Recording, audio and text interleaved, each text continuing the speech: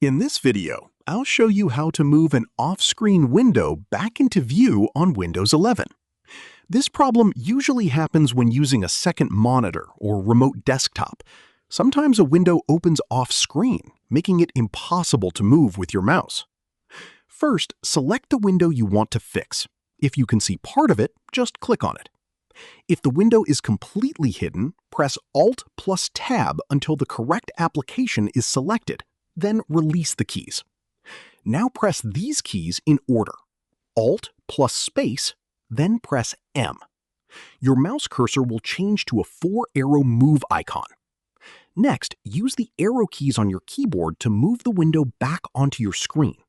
Once the window appears, press Enter to place it in position. That's it. Your off-screen window is now back on your desktop. If you found this video helpful, don't forget to like the video, subscribe to our channel, and press the bell icon for more tutorials. Thanks for watching.